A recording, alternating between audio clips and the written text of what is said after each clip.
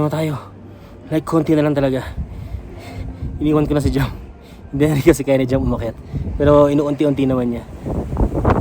Sana makarating siya kasi minsan lang kayo makapunta rito. At saka sayang din yung bayad.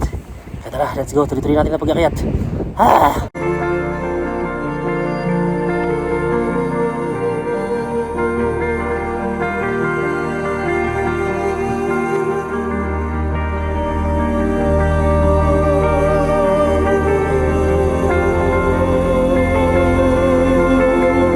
Yan, finally, after ng ilang minutong paghihirap, nandito na kami sa summit. Nandito kami sa tuktok ng Fansipan, 3,143 meters above sea level.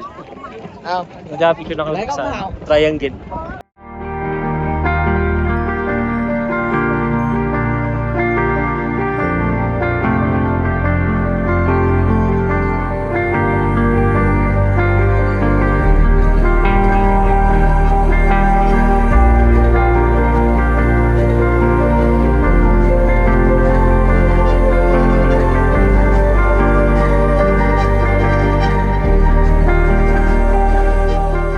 Another attraction unlock na naman kami ni Jam. Kasi dati, nagkukwento lang namin to dati.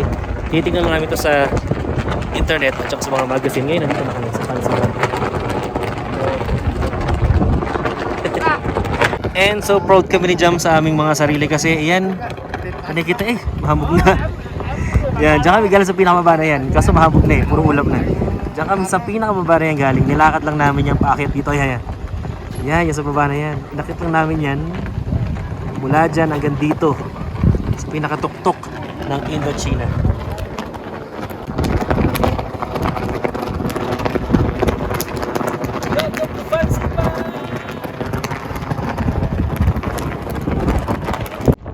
Pero yun, nung nakaraan lang, nandun kami sa school namin sa Thailand, nagtuturo.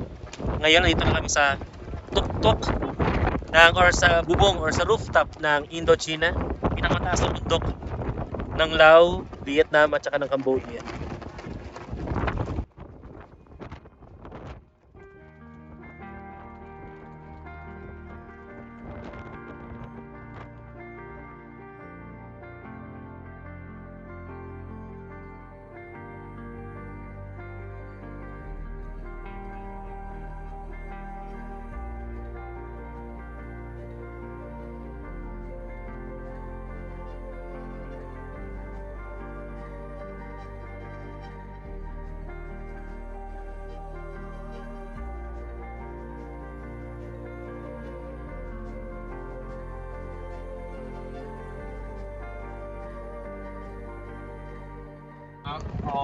Welcome to Fansipan. Hindi mo, nakakit kami 3,143 meters above sea level. Kami kagaling. Okay mga kaberos, I think solved na kami sa aming pag-stay dito. Napakaraming pictures na ginawa namin, napakaraming video para naman sulit yung pag-akit namin dito at saka kasi minsan lang to hindi na kami makakabig dito ulit. Kaya ngayon, bababa na kami at magkita tayo dun sa cable car kasi cable car kasi namin pababa naman at pabalik ng Sapa.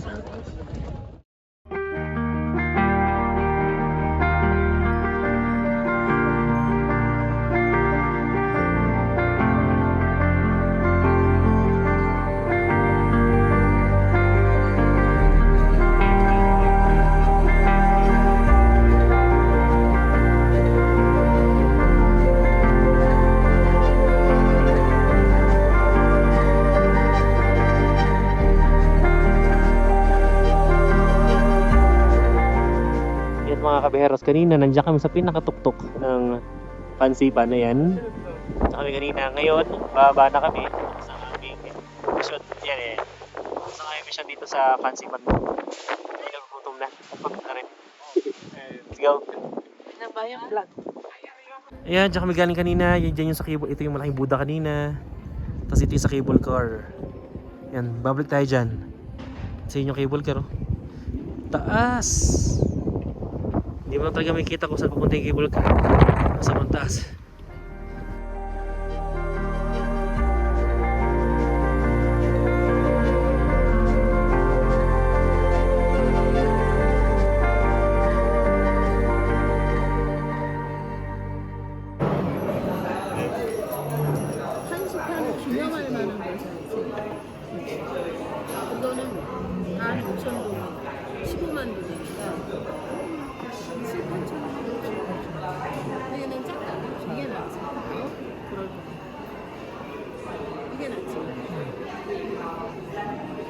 Tapos dito mga kaberos sa baba, yung malapit sa cable car station, may mga binibentang, or may souvenir shops. Pwede kayo mamili ng mga souvenirs dito kung gusto nyo.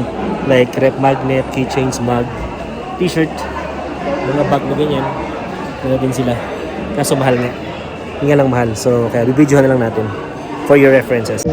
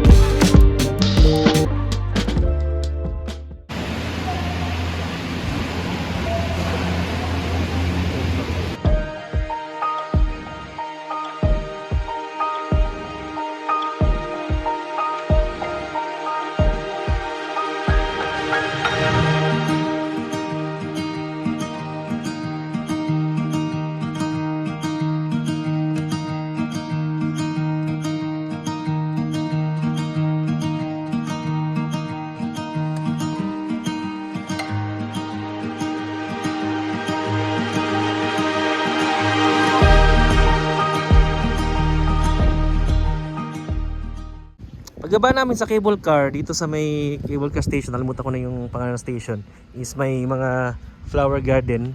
Lilibutin namin ni Jam bago kami tuloy ang bumaba sa Sapa. Ganda. Uy. I love Fansipan. Dito sa part na to, dahil nga hindi wala na kami dito sa pinakatuktok, hindi na ganun kalamig. Though malamig pa rin naman, pero hindi siya tulad nung kanina sa tuktok talaga na pati yung kami maninigas. Ito okay na yung itong naka-jacket ka.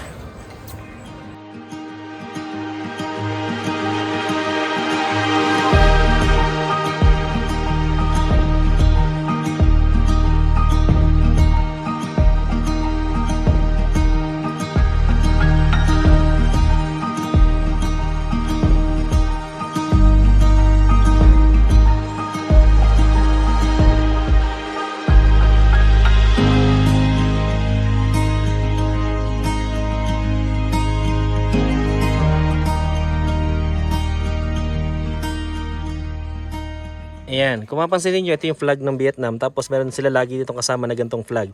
Ibig sabihin yan, ang Vietnam is under ng communist na government. Kaya meron silang ganyan. Para bang China, at saka parang Lao. Kakamukha sila ng type of government.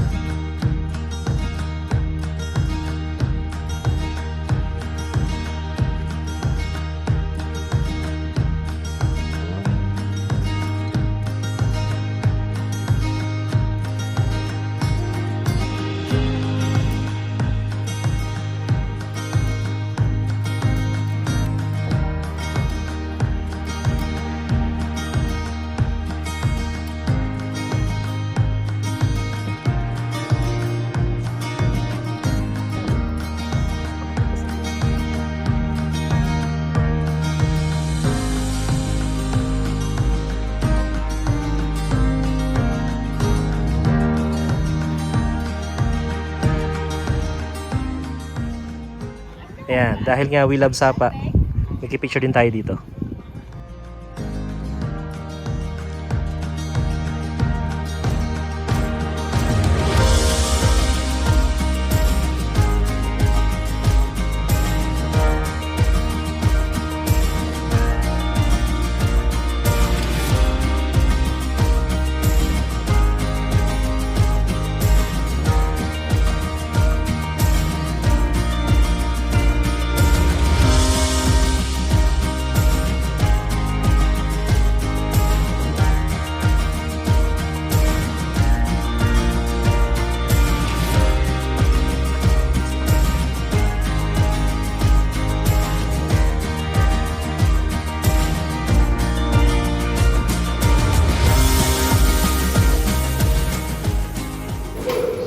Muang Hua Station, babalik na tayo ng Sapa.